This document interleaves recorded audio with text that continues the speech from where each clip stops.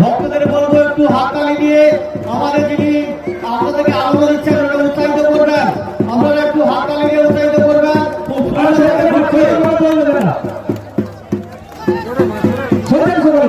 সবাইকে সরিয়ে দাও, একদমই ভাবে ঘোরানোর চেষ্টা করো।